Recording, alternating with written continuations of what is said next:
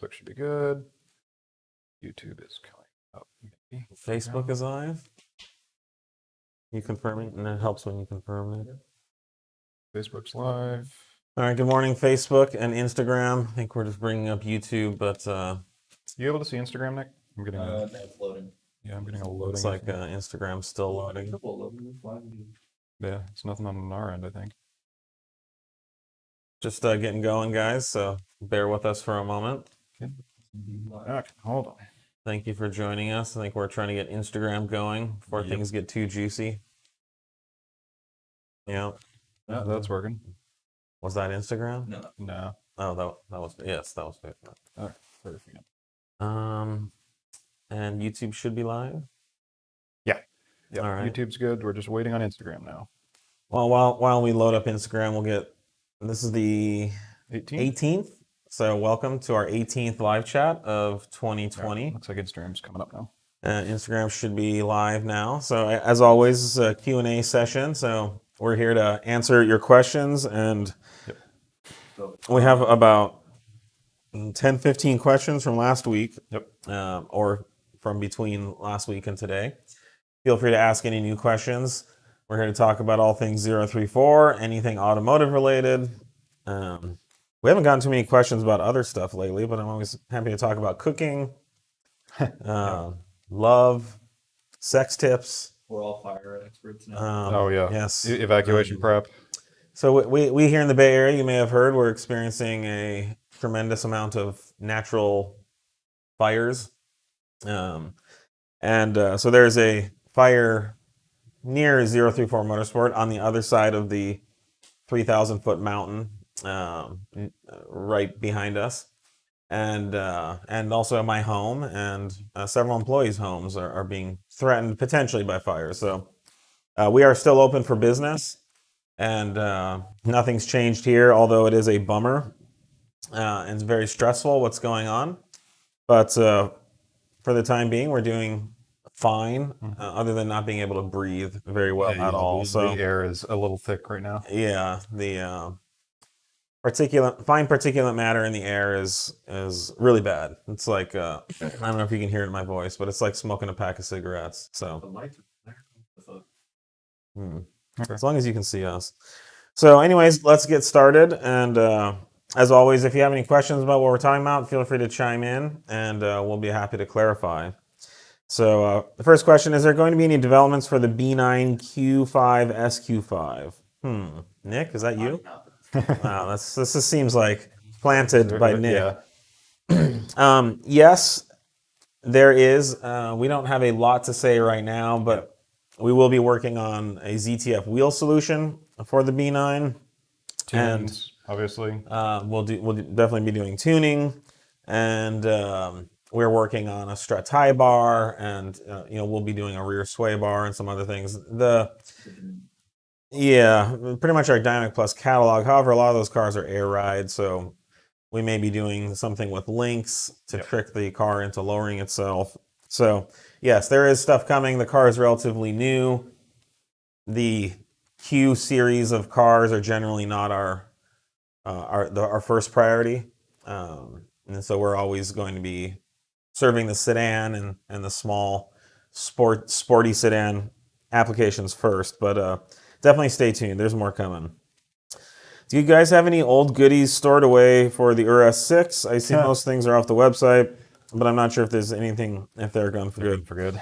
No, I'm really good about selling stuff that I don't need. Whenever something, I basically walk around the building regularly looking for things that I can sell.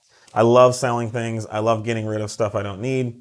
So whenever you see me post, I often post things for sale in the Audi Performance Classifieds, and sometimes the Audi Club Classifieds, several of the groups there. That's pretty much me getting rid of something that we don't sell anymore, that's been discontinued. I will take exception. We actually have a big catalog of products for that car. I would argue we have the biggest catalog of products in the world still of anyone. Density motor and trans mounts. We have a series of drivetrain mounts. We have a breather catch can. We have tunes. We have turbo kits. you could build a pretty nice 400 to 500 horsepower AAN right out of our catalog and outfit the car as well. So we still have quite a bit. Go on our catalog and check it out. But yeah, you'll see me post stuff, but we don't have huge stocks of just like old stuff laying around here. I like to get rid of it. Will you be doing a low pressure fuel pump upgrade for the E85 Daza? Yes, we are working on that. We teased it a lot. Yeah, a couple. About a month and a half ago. We've been kind of toying around with different positions for the catch can.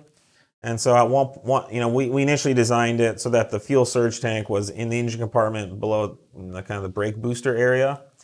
And then we found out a lot of people are putting Syvex ECUs there. So we've been evaluating other locations in the back of the car. But I think, there's not that many cars running Syvex, and there's some other tuning options coming out that may be steering people away from Syvex, basically making the factory ECU fully tunable. Yep. So we're going back to that location. Frankly, it's the best location. It's the least complicated by far. Yeah. To get that thing in there and The problem is once you put the Working catch correctly. can in the back of the car, you got to run fuel lines, a bunch of them, down through the suspension, yeah, it's and up down over this under the wheel car. arch. It's just Yeah, and it's while you could do it like on a race car or a custom one-off to make a high quality, refined product that we would put our name on, there's just not a lot of good ways to do it. So if you want to pay someone to like screw stuff to the bottom of the car, you can. But we want to make it as factory OEM as possible. So we've moved back to this engine compartment location, and it will be either offered with a high flow Deechworks pump that we believe is rated for what? I mean 600-700 horsepower. Yeah, 600s. I mean we're In the 600 to 10 to 700 15% over the OEM pump Yeah. without the line loss now. So Yeah, there's no line loss. We haven't tapped it out yet. I'd say it's mid 600s easy. Yeah, and then we will also be offering it with the EL5M pump, which is often referred to as the Veyron pump. But that pump can support about 1,000 horsepower, and then if you use a voltage booster, frankly, with our pump or that pump, you can get proportionally more power. Yeah. I think our pump could probably be pushed to 800 horsepower. Yeah, we with don't the know right- yet on with that the- one. We just need to. You just need the right amount validate of it. voltage. Yeah. And the Veyron pump, the EL5M pump, there's GTR guys getting like 1,500 to 2,000 horsepower out of that pump by giving it like 50 volts or 80 volts or something like that. So that's coming. We're still working on it. We kind of got distracted, and then coronavirus happened and all that stuff. So, but we are definitely working on it. I believe if you look around, there's some teaser stuff that we released about 2 months ago. What are your daily drivers, Nate Javodnik? I believe Nate is that flamethrower B8S4.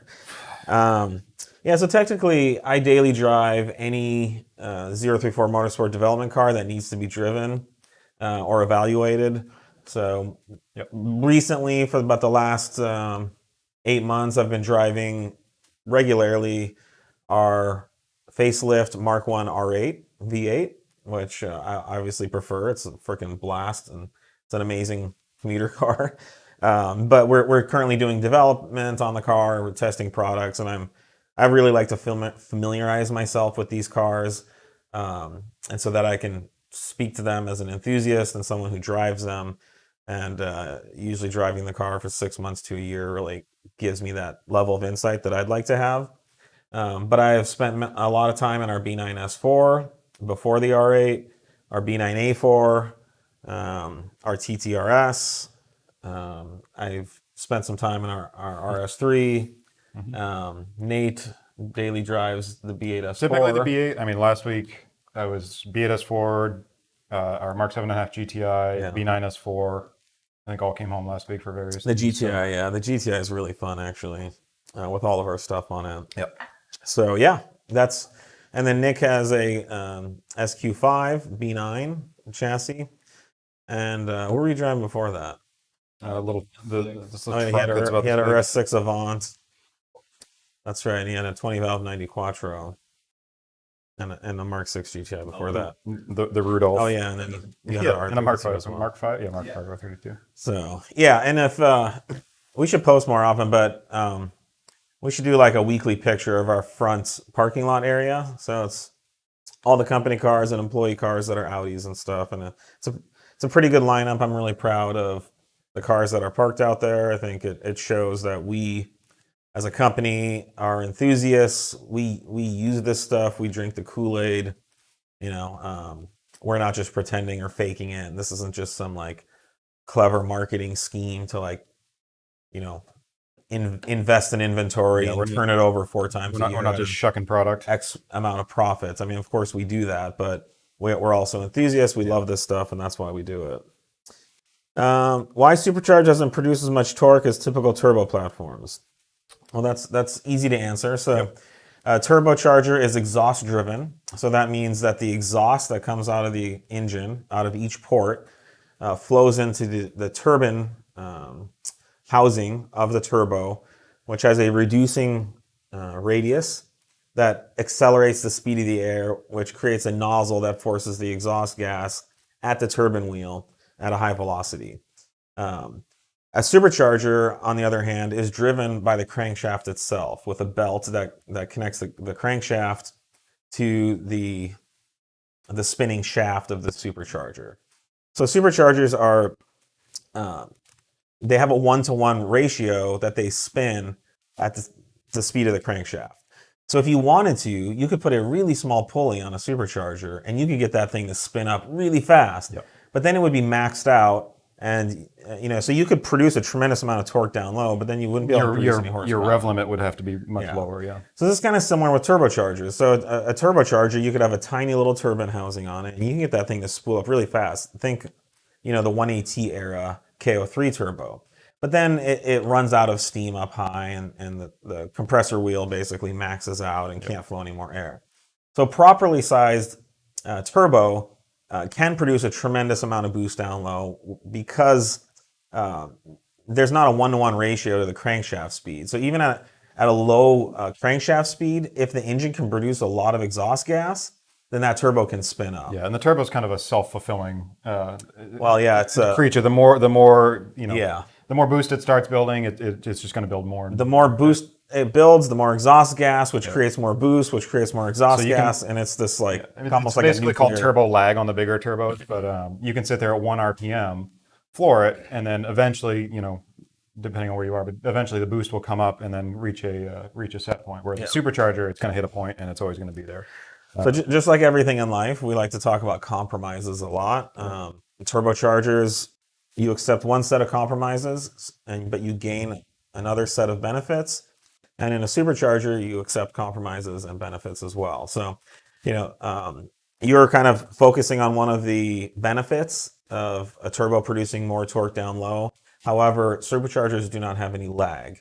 The belt doesn't stretch between the crankshaft. There's no lag between when the crankshaft spins and when the supercharger spins.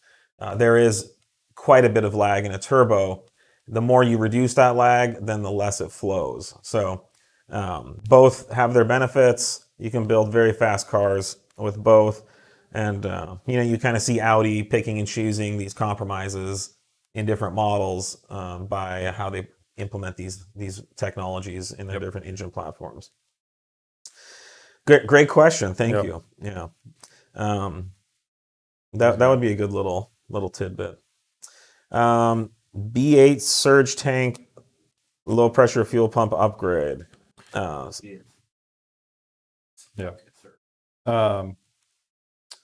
tank. The surge tank for the No, this is for the fuel surge tank. Yeah. Something we're looking into. Yeah, we're looking into it. We may be able to actually move or utilize the tank we developed for the Daza cars without much effort.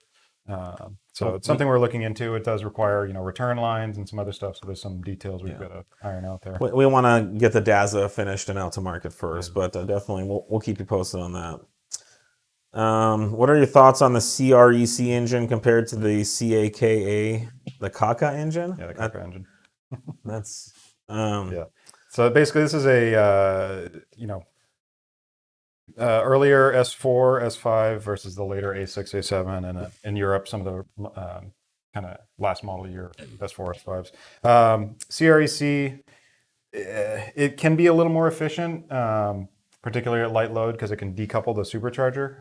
It's got a magnetic coupling. They have that to- different, the bolt-on pulley. Yeah, it's a bolt-on pulley. It's a little different supercharger assembly. It's got a little bit bigger or better intercooler core setup, but other than that, they're pretty much identical. Yeah. Just for all intents and purposes. So yeah.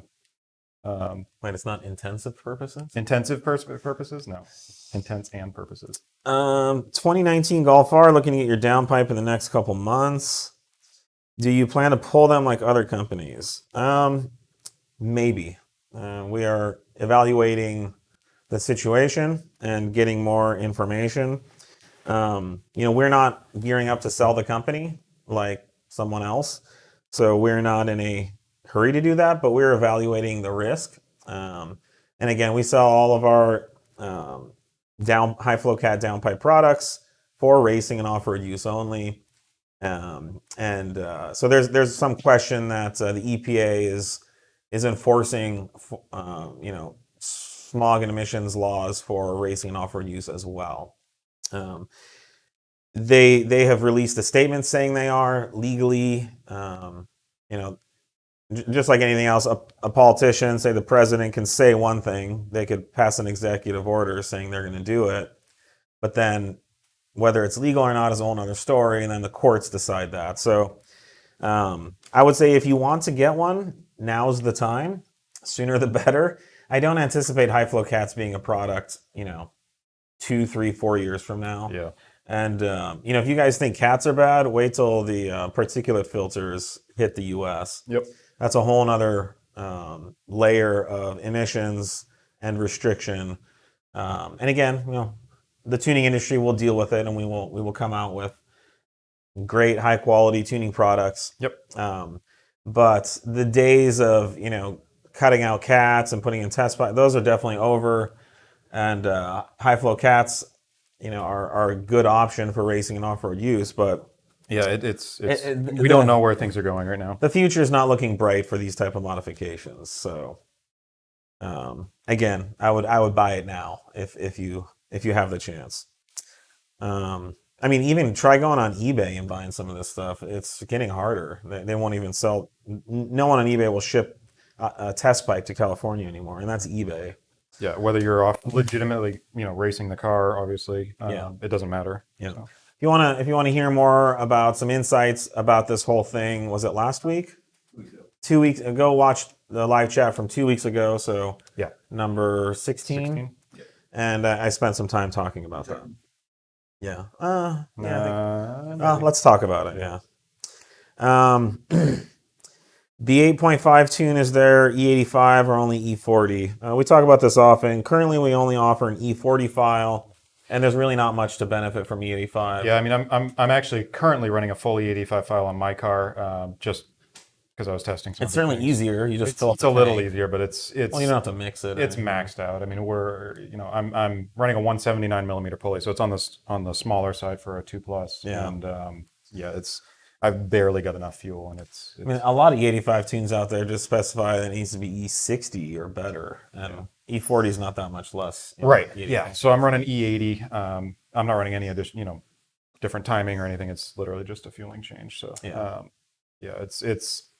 the high pressure pumps out, the low pressure pumps out, the injectors are max. It's pretty compromised to try and run a full E85 setup without a lot of benefit. This is a good question. What do you guys think is the best daily driver sedan for $55,000 and under that is reliable enough to take to the track and have fun occasionally without worrying about trans or engine issues? Something you can mod, of course. So they say sedan. Yeah. But yeah, I think an RS3 is up there. Yep. An S3 is a great choice. B9 S4. Yeah, used B9 S4 is an amazing, wonderful car. Definitely bigger, more comfortable. Yep. More creature comforts. A Golf R is good. Not a sedan, but yeah. You're saying it's kids. If you got to get car seats in, I would say S4. Oh, he does have kids. Yeah. That's too bad. That rules out I think some of the better cars like Yeah. an R8 or like a 996 or even a 997 turbo, which I think you can get down there. Um, but yeah, I mean, I'm trying to think what else. In the Audi Volkswagen Right. range, and you can do kid stuff with a Golf R, especially if they're not in car seats. But Oh yeah. I guess I'm stuck on car seat Yeah. territory. So I'm getting out of that. with car seats. I just Yeah. crammed both of mine in my S4, so Yeah. going much smaller. It's A B8 S4 is a good choice. You're not going to have trans or engine issues. You will need brakes to Oh, yeah. track that car. Yeah, and that's the Frankly, thing, any like, of the cars we're talking honestly, the about. RS3 is going to be your best. An RS3, so an RS3 with Giro discs or our upcoming rotors, and good pads, and then our Dynamic Plus catalog with our tuning. That's going to be like a fire-breathing track monster. Yeah. It's going to be a really fun car. And then with all of our alignment tweaks, it'll be amazing. Yeah. So you got some good choices. 55,000 is a lot to work Yeah, with. you can get quite a bit for that these days. I'd say 15. You start stretching the options. But I mean, even you could say 30, 25. There's still a lot of good cars under that. Yeah. But not as many. Yep. At 55, you can get into the RS3s and stuff like that. Yep.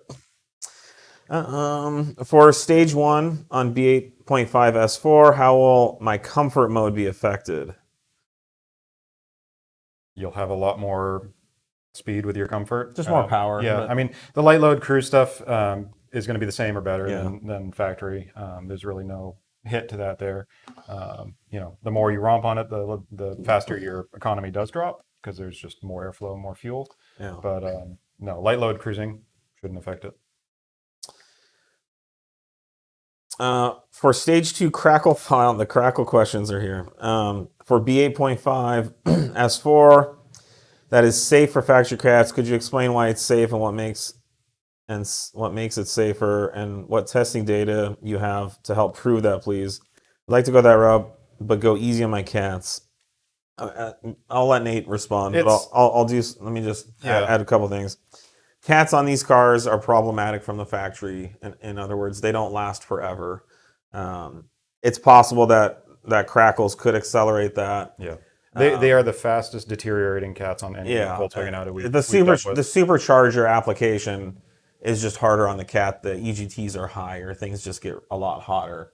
But yeah, Nate, as far as tuning, there's a whole tuning strategy built. Yeah, I mean it's based on exhaust gas temperature and how much And it's not something that we timing came we're up able with, to- right? No, It's no, a this is factory the factory stuff. tuning strategy. But it's going to be hotter than normal. Yes. It's going to be there's no, there's a compromise just like anything. So Yeah. we've actually moved all of the upcoming crackle stuff to the test pipe file, so it's that's the intended purpose.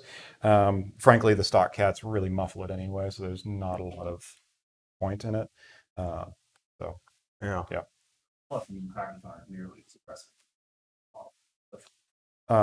Correct. Yeah. I mean, from an actual catalyst standpoint, what Nick was just saying, I don't know if you could hear it, is that the actual crackle event isn't nearly as high of an EGT as a full throttle run, first through fourth gear, which is completely correct. It's very little airflow, very little gas. A couple pops in that.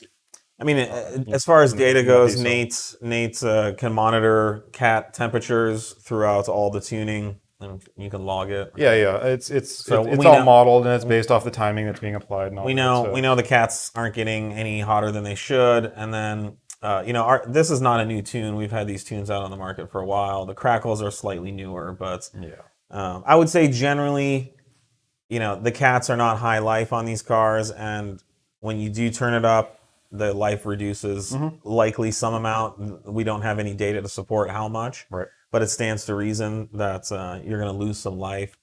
With all that said, to have 500 or so horsepower on a OEM car with OEM reliability, with OEM emissions, a couple grand on cats every few years is a small price to pay to be able to get that level of performance, and again, not have to worry about that you're polluting or breaking any laws or anything like that. So, I think it's worth it. And again, it's not like they go out every 6 months or something like that. But crackles are also completely superficial. Like you don't need them, so you can just drive around and run a file without crackles if you're concerned about it. Absolutely. To make the TCU tune, please make a TCU tune to bring back DSG farts on the Mark V 7.5. Yeah. Mark 7.5. Yeah. Is that what I said? You said Mark 5 7.5. I think your brain tripped into the Mark 7.5. Mark 7.5. Anyway, yeah, so that came along with the DQ 381 and just some of the shift strategies. I haven't looked specifically at bringing Crackle overrun stuff back. I actually need to check. Our stage 2 file might already do that. Crackle over, but not- I mean, not crackle upshift. Yeah, it's possible. It hasn't been anything on our priority list. I can look into it more. Thanks for the input. We'll consider it. Are you planning on expanding your BMW platform? Yes. So we currently have about 10 products or so. I don't know, 8 products that are sold on our website, and they're also sold by ECS Tuning. We are currently hiring for an engineer to basically spend most of their time on BMW. Yeah. We have a whole BMW product line that we're looking at. If you have any special requests for BMW applications, let us know. E92, E9X through E3X to E8X range. We're evaluating products and options. We're looking for good opportunities to bring products to market that have a need, that don't have a lot of competition or a lot of options already. So if there's any products like that you identify, please let us know. But all of our Dynamic Plus technology that we use for Audis and Volkswagens can be applied to BMWs as well. And that is part of our plan to have a robust BMW product line over the next few years and get into the BMW market, because BMWs and Audis are similar. It's an enthusiast-based market. They're forced induction, powered. So there's a lot of opportunities to bring products to market that hopefully customers would appreciate. Any updates on A4B9 parts? Anything new in the pipeline? I swear we talked about this last week. We have density motor mounts coming, and what else? There's more. There's more products, but we have a huge product line. For the B9. Yeah, we've got a pretty full product line for that right now. I frankly haven't seen anyone else that the has biggest thing anything is we got to get the tuning up on the server. But yeah, tuning's the big thing that we're gearing up for. So, all right, we're about halfway through. Will there ever be a plug-and-play ethanol content analyzer kit for the B8s like there is for other platforms? Is that anything we've talked about? No, it's been not for the B8. It's been something that there's some good options on the market. Yeah, we've talked about doing more the or fortunately more the flex fuel implementation, which will then let you see it on the dash. So I've already got it worked out. So with the cruise control on, you hit cancel, it'll show the ethanol content. Using what meter? Using the stock tachometer. So if you're at a stop, just like you see the launch control set point right now. So is that a kit we'll develop? That's what we're if it gets flushed out and we do the full flex fuel setup. So we might have some options. Otherwise, there's good ones on the market. Yeah, there's a bunch out there right now that are the Fuelit or the P3 gauge tie-in. Does the dog bone upper lower insert transfer additional stress back to the transmission housing, i.e., what the stock slack would absorb? It's possible. The stock mount as things kind of bounce around can transmit tremendous shock to that. So we're offering a more direct connection without all the play. Or as much play. Yeah, I mean, but there's still a lot of compliance. We don't remove any rubber. No, all the rubber that's there. It's just it's less of a knock, I guess you could say, that there's less momentum when the engine does stop. So we haven't put a strain gauge on the arm itself to know exactly what. If anything, if I had to guess, the factory solution probably offers more of a shock load. Yeah, I would say if you logged it, the factory option would be lower, but then you'd see these huge spikes. Right. Where our option would be more consistent shock loading in a more middle or at the average range. Right. So you'd see less of a disparity between the extremes of the shocks. So we've never had a reported failure or issue Not on the- regarding no. this. So you have nothing to worry about with regard to that. And there are even much stiffer options on the market. So, and we even offer some really stiff options as well. But again, never seen a failure with that. Yep. The TTRS RS500 kit is a larger downpipe recommended for the system. Is stock downpipe a big limiter? This is the 8J TTRS. Yeah, the 8J TTRS. We do recommend a downpipe, a high flow cat, for off-road use only. Yes. However, you could run it without, but yeah, I think at the RS500 level, you're going to see that one's pretty got big some limit. limitations on that. Especially up top, not necessarily down lower, but say above 6,000 RPM, you'll start to see the restriction take effect. But it's the kind of thing that, when you're on track, you could run a high flow cat, and it's up to you. But generally, yes, you're always going to make more power. And I think, we offer the Wagner solution. Someone says, F crackles. Can we get some ignition cut upshifts? Brutal crack on upshift. Yeah, I tried that. It's not very smooth. There's a lot of timing manipulation that comes into blending that shift point. I did an ignition cut test on mine, and basically it's chewing on the steering wheel, then your head slams back into the seat. So it's not something we'll probably do.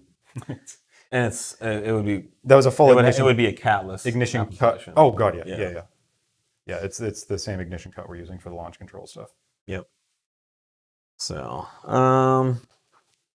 does a crackle tune slow the car down at all? I'm wondering about horsepower. No, No. it has nothing to do with anything. It only comes into effect when your foot is off the gas. So if you're taking your foot off the gas and you're getting some crackles while you're racing, then yes, just to hear your crackles. The crackle is basically dumping raw fuel into the exhaust system and causing explosions. So that has nothing to do with acceleration. Are there any plans for changing the shift points for the 034 Dynamic Plus DSG tune in D mode? I don't know which vehicle they're talking about here, but not a ton in drive. The problem is we do change. We have changed them in the past, and then we get complaints about the fuel mileage changing or something else changing. Inevitably, we tend to keep going back to a stock style strategy or close to stock style shifting strategy in D, just to optimize fuel range and economy. Yeah, and I'd like to address this. There's a lot of people that want the normal D mode to be like the manual mode, and there's really this no is something reason. that I don't understand. Is people are like either terrified of manual mode or don't. I don't know. They want the transmission to do exactly what they want. So there are two different modes. We want them to act differently. Yeah. So we're not going to make them both act the same and have one mode. So if you want manual mode, if you want the manual mode type drivability and performance, then put the car in manual mode. If you want to putz around town and be comfortable and get better gas mileage and whatever, then put it in D mode. And there's even a sport mode. Yes. Or the dynamic mode, which so you have three separate distinct modes, and we have no intention of making them all the same mode. So I guess maybe if someone can give us some insight on why you want comfort D mode to act like manual sport mode, be interesting feedback. The paddles are right there. Yeah. It doesn't take much to shift. I don't know. Like, if you like spaghetti with red sauce, we're not going to make, the fettuccine with a delicious creamy, white sauce. We're not going to put the linguine with red sauce too. Now you have two red sauce pasta dishes that are the same. So, anyways, that's kind of our current perspective, but we're always learning. So let us know if we're missing something. How can we tell if our cats are failing on B8s? That's pretty easy. Yeah, there's several things. They often start with misfire. You'll get misfires, usually on one bank at a time, or one bank more predominantly. Misfire than the other. errors. Yeah, you'll get EPC light flashing. Yeah, flashing. Easiest way then is to log it, and you'll see boost is much higher than it should be, just because it's a big restriction. Second, the matrix is melted or broken. yeah, or the whole element can break and Yeah. clog up some of the gas flow. Secondly, a lot of the cars you'll see a white material on the exhaust tips themselves.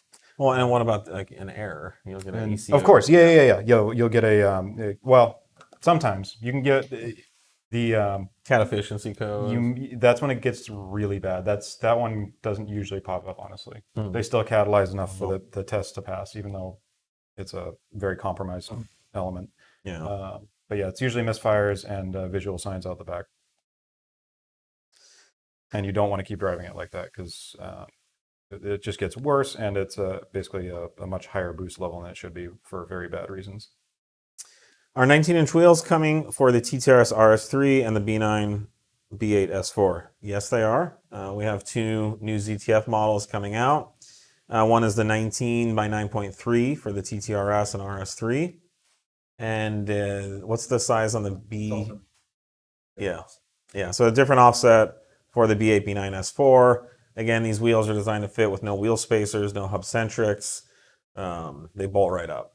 And they have what we believe is a optimized flush look. So you don't have to add any spacers to flush them out like you do with other wheels. These are wheels that we've developed in-house for these models. We're not just drawing wheels from a generic catalog based on random sizes. So we have, as we like to say, we have catered or designed these wheels just for these cars. So I think we're probably around 2 months out. They're being manufactured right now. Large pieces of solid aluminum are being squished into wheel shapes. Yep. Using many tons of pressure. So stay tuned. We're excited about these options. Currently, we have the 18-inch 18 by 9.3 option for the RS3 on the market right now. So I think Nick has some pictures of one of our B8 S4s fully outfitted with the wheels, and we could sneak some B9 S4 pics too. It looks really good with those wheels. Mm-hmm. So on stage 1, B8 ECU and TCU tunes is a slight delay in gear normal from reverse to drive.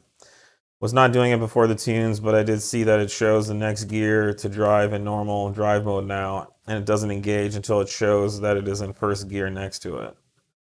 Some people have mentioned this. It seems to have come along with one of the factory updates. It's nothing we're doing in the software. It's we don't tune or change. No, it seems to be something in one of the factory updates that some people have noticed.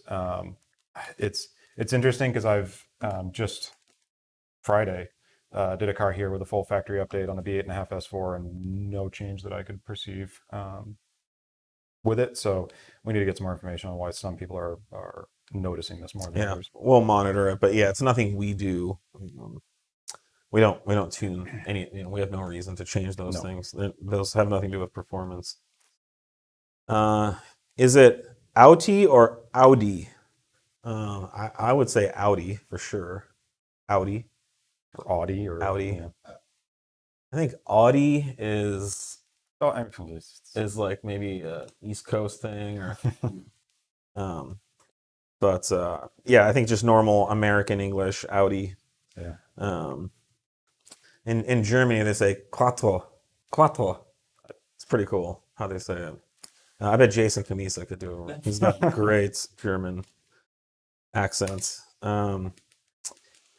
How do you recommend to effectively keep cool on HJTTRS during track race situations other than intercooler and intake? Those are by far the biggest ones. If you're maxing that out, there was a secondary oil cooler that was... As far as inlets options? I'm not sure what they're talking about keeping cool. The car really doesn't have cooling issues. Once you address the intercooler and the intake, it doesn't really have anything to do with cooling, but... The water temps, we never saw an issue with those. Those cars are tracked extensively. You're gonna have a bigger issue with brakes, I'd say, as far as cooling and track goes. Yeah. Just keeping the brakes cool. Those cars really need a brake duct option for the front brakes. If you could somehow integrate some ducts into the front fascia, bumper area, and bring them back, and then you need a plate that directs the air. Yeah, and I actually misspoke. I was thinking we added an oil cooler. We actually used the TTRS additional oil cooler on some of our R32 kits. But the TTRS has additional cooling radiators and oil cooling from the factory, so it's pretty well. As far as water temps, there's no issue, but you just got to get the braking sorted out. Yeah. Intercooler's easy. How much improvement in body roll on the B8.5 with just end links? I'm not expecting my sway bar to show up before the last track event of the season, but I'm thinking of installing them anyways. I'll be really honest. You're not going to see any change in body roll. No. Theoretically speaking, we're removing some of the compliance out, so there's maybe, I think if you were measuring it, you could probably measure an improvement. But the main reason we do these end links is because they're stronger and they hold up. The factory ones are known to fail, and certainly with the rear bar, which is bigger, the factory ones are known to break in half with our bar. So I would say no need to install them before your track day. I do know those bars are extremely popular. I believe that we will have them ready to ship, hopefully by the end of this week, or for sure by the end of next week. We spoke to the manufacturer last week. I'm not normally this involved in inventory status, but I was involved in a situation with one of these bars, and I know that we're planning to have them by like August 31st. So there'll be some packing and shipping after that.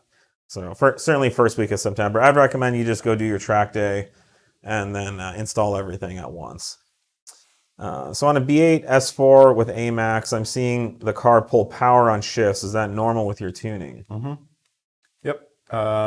The AMAX on a supercharged car is a little redundant. The supercharger it doesn't go anywhere. It's back online instantly. So it's a quick timing pull to ensure that our gear change is as clean and sharp as it can be. This is without certainly needed sliding between gears. Yeah, it's needed on turbos because you want to keep the exhaust energy up between the shifts. But the supercharger is, again, as we discussed a little while ago, is directly linked to the crankshaft. So the second the crankshaft speed changes, the supercharger is spinning that speed. And that's why superchargers are so responsive, and there's no such thing as supercharger lag. Again, you'd have to have a real stretchy, belt, to have that, like a belt made out of silicone rubber, which wouldn't last. So supercharger belts are rubber with aramid fabric inside.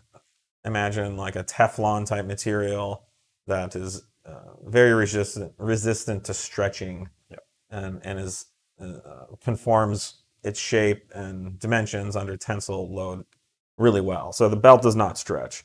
If you don't believe me, get a supercharger belt and see if you can stretch. If it stretched, you'd have all kinds of problems. Yeah. So, anyways, so that is normal. How much improvement? We got that one already. What's the best oil to run Stage 2 Plus E40 B8S4? I mean, I don't think we recommend anything other than just OEM. Yeah, we always here we run all the OEM stuff and everything we do. Yeah. So here's the deal with oil. Oil is related, a lot. It's related some to how the engine is used, but it's related mostly to how the engine is built. And so you have an oil pump that forces oil into your engine. There are gaps or spaces between all the moving parts in your engine. That's because you never want metal to touch metal. So inside your rod bearings, inside your crankshaft bearings, there's space. Sometimes it could be as little as 1.5 thousandth of an inch. The average human hair is like 20,000 thick. So imagine cutting your hair 20 times. Pubes are a lot thicker, but just for reference, head hair is about that. And so the oil has to go in and fill these spaces, and the thickness or the viscosity of the oil is critical. If the oil is too thick, it's not going to go into those spaces and fill them correctly. If it's too thin, it's just going to drain right out. So if water has very low viscosity. If you put water inside an engine, all the metal parts would touch and you destroy your engine right away. So the weight of the oil is critical. And so unless you've rebuilt your engine and changed any of the tolerances inside your motor, then you need to run the oil the factory recommends, because they're the ones who designed your motor and they know. Now, if you've gone in and retoleranced the bearings, you're going to want to talk to your machinist and find out what his or her recommendation is. In race cars and race engines that we've built, we put bigger tolerances. The reason for that is, one, there's higher load, and two, there's more heat. So as heat increases or the load increases, you need more space for things to move around and prevent the metal from touching. So we would run a really heavy weight, a 2050 weight oil, which means that it's thick and viscous when it's cold, and it stays thick and viscous when it's hot. But if you see like an oil from the factory, like a 050, that means it's very viscous when it's cold, which you want when the motor is cold. But when the motor is hot and the oil heats up, the viscosity drops to the appropriate amount that is required for the tolerances of that motor. So try not to outthink the factory on this one. You're just not going to benefit. And there's a lot of hocus pocus snake oil bullshit with oil. You know, when I was a kid, Slick 50 came out and Yeah, claimed all this we're not stuff. necessarily saying just stick with the factory weight. I mean, there is a factory spec oil too, which is, you know, a higher quality, you know, specified Yeah, oil. and you can, you know, Liqui Motul. Mobile, they all publish or offer oils that meet the factory specs. And Nate's right. There's a specification of oil, and these days with the way motors are built and how precisely their tolerance, it's a good idea to stick to that. But you know, it's one of those things. Everyone loves to think that they can just fill their crankcase with a different oil and magically gain all these magical benefits. You know, and that's just not the case. Right.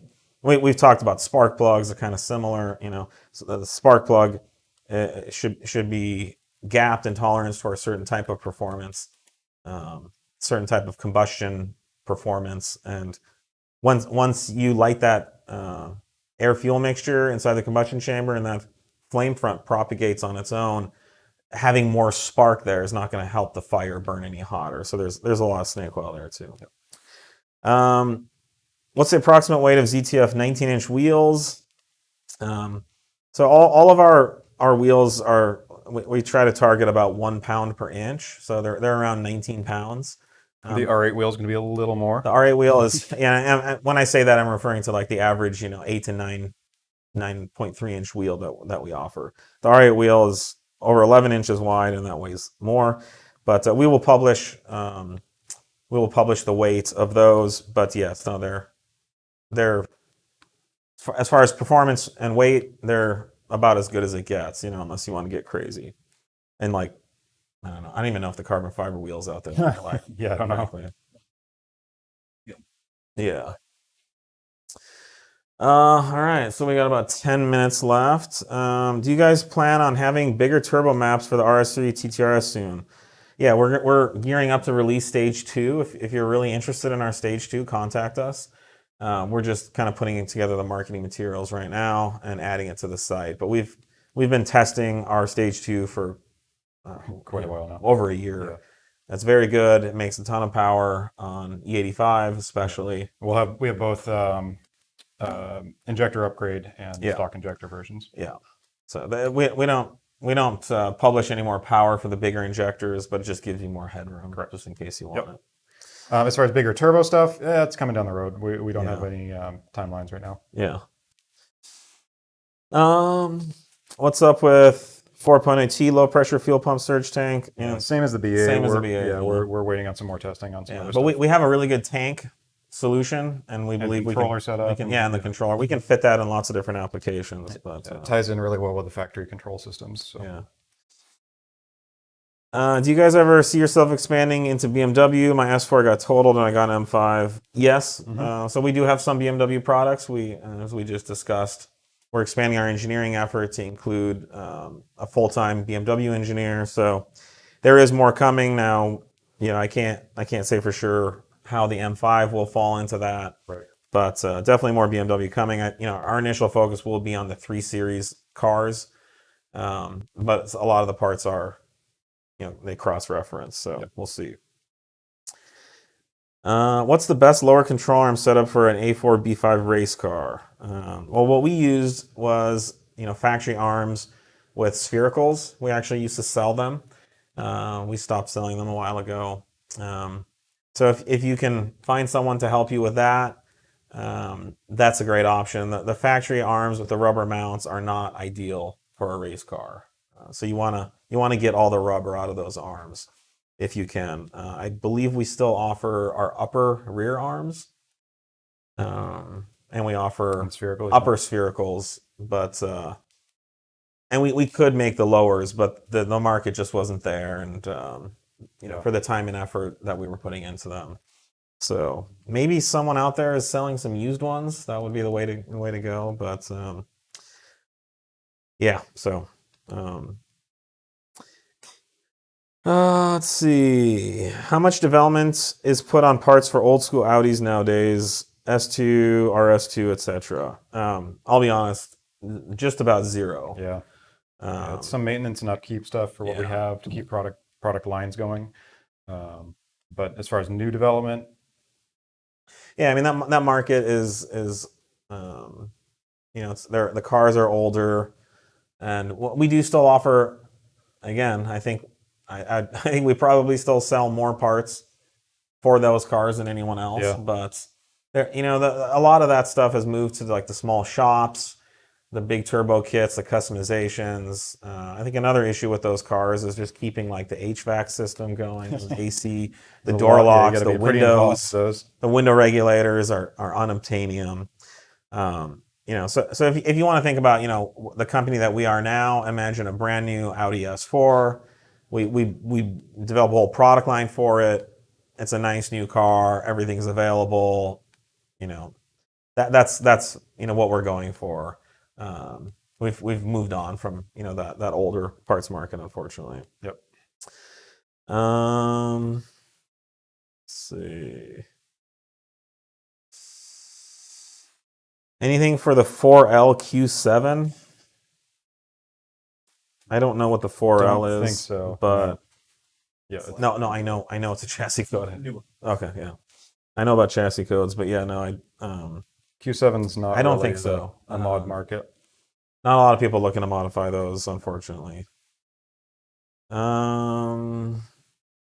else we got here? What's your take on Motul 300V oil? It's very good.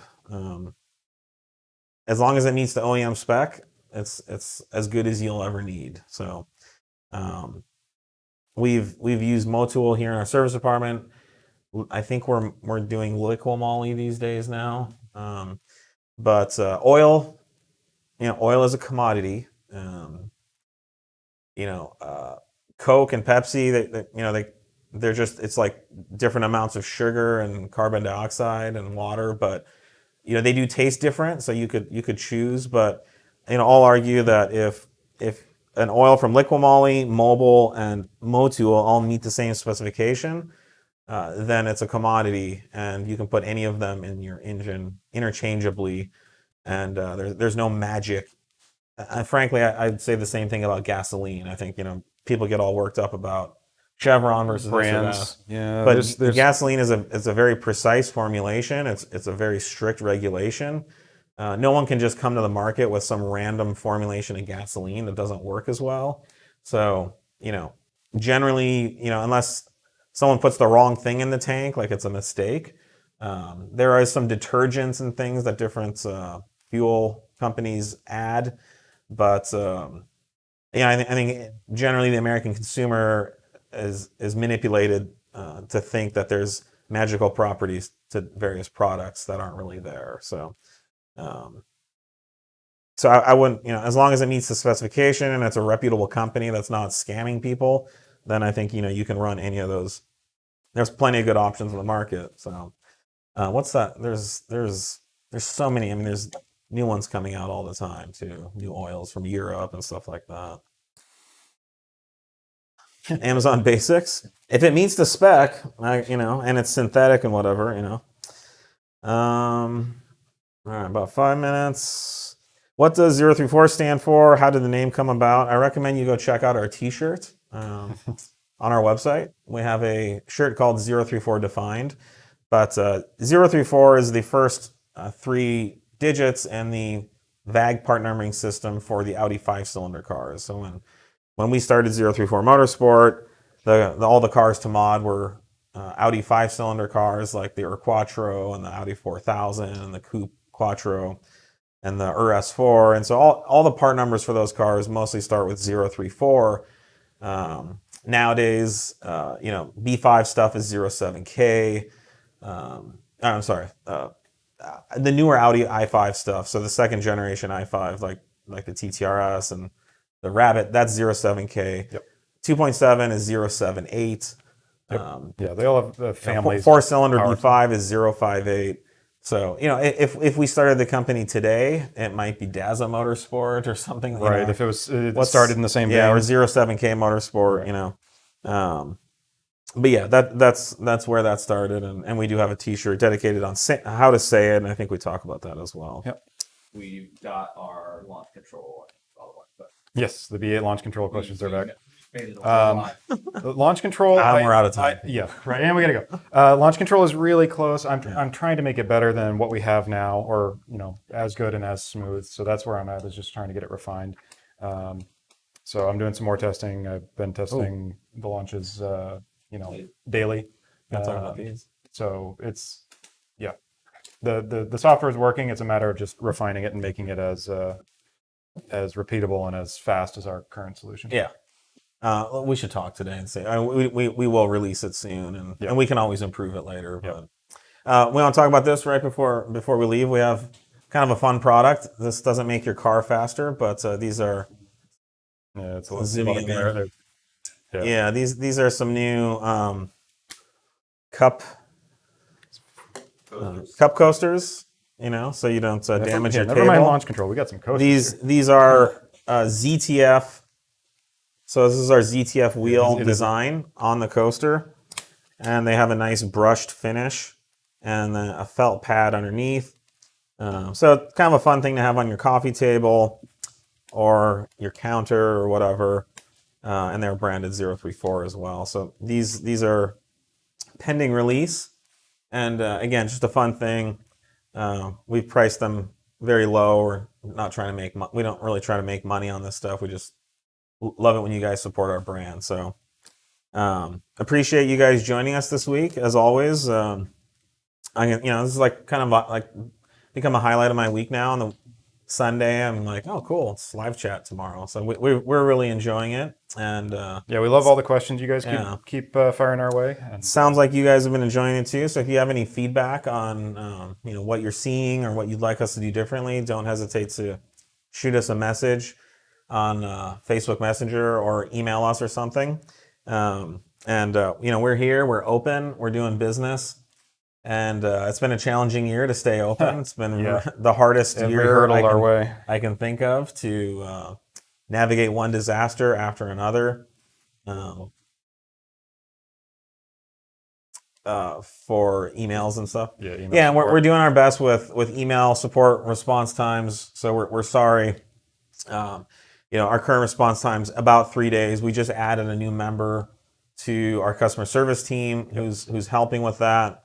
But our business in May, June, July is up over 50% since last year. So we're not sure if this is permanent growth or if it's just the COVID bump that we're seeing with everyone at home bored, wanting to mod their cars. Either way, we love it and we're doing our best to keep up with it. But we apologize.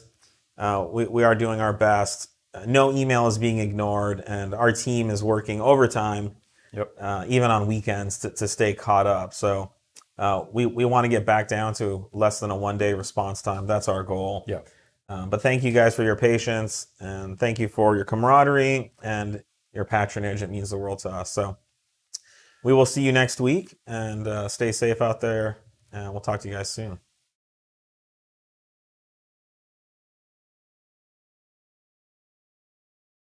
A toaster.